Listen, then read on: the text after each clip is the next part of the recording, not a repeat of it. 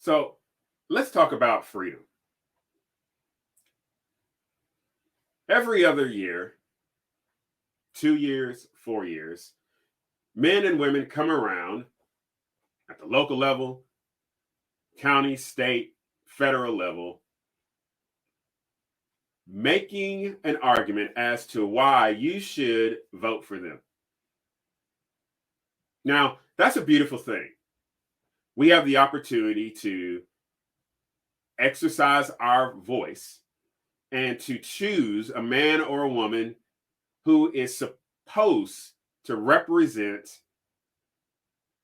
citizens at the local, county, state, and federal level. And that those men and women that are chosen are to act as servants. But servants to do what? So I want to talk about freedom.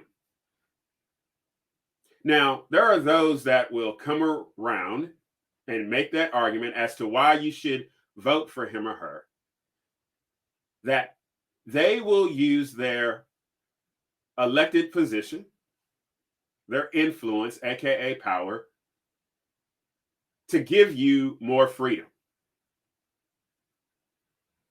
More freedom economically, but also to use their power, their influence as elected officials to also seek to impose some type of moral vision of the world. But in doing so, it can restrict the freedom of others. And then you'll have some others come along who are seeking to make an argument as to why you should vote for him or her.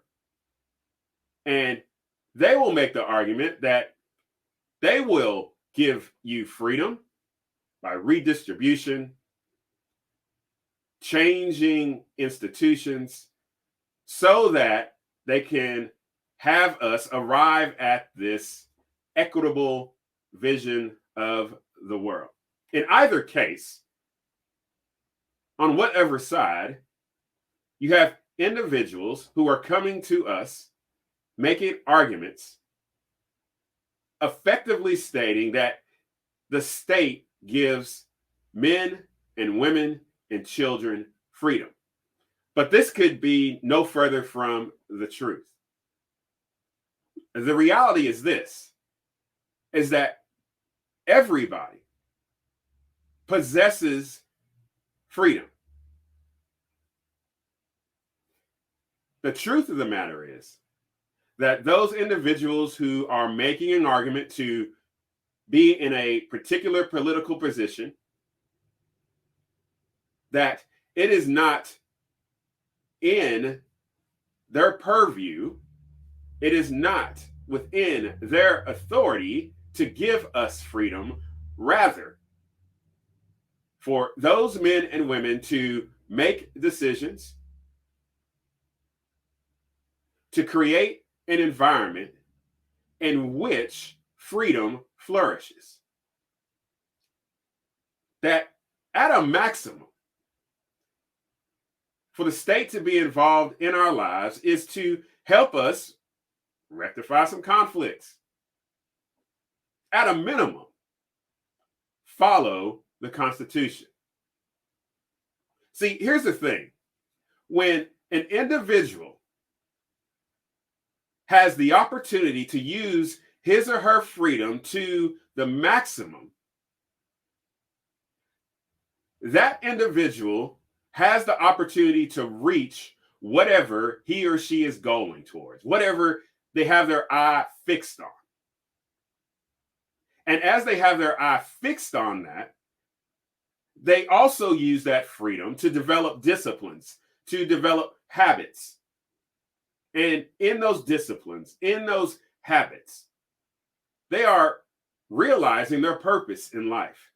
And when you realize your purpose in life, when you're free to do those things on a daily basis, when you are free to move about and make decisions and enter into relationships and contracts and agreements with whomever you want to or whomever you choose not to want to,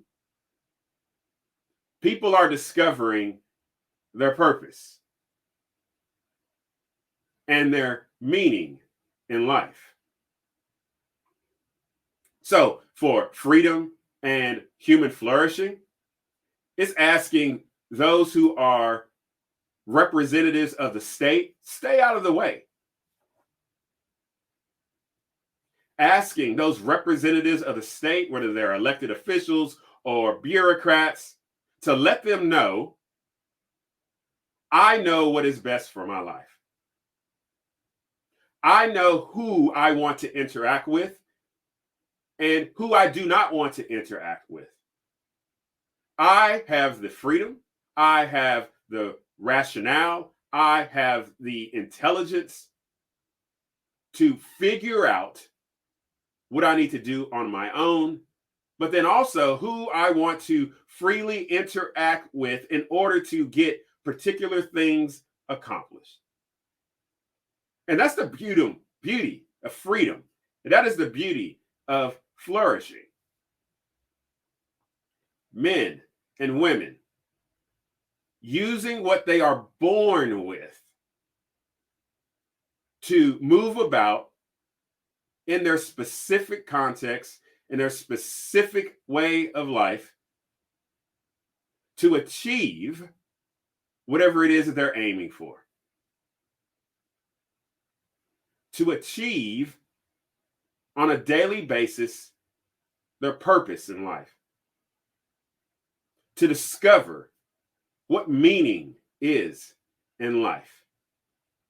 So we're asking, state, just get out the way. Move out the way and watch what happens when individuals have the opportunity to maximize their freedom for their own flourishing and, as they choose, for the flourishing of others.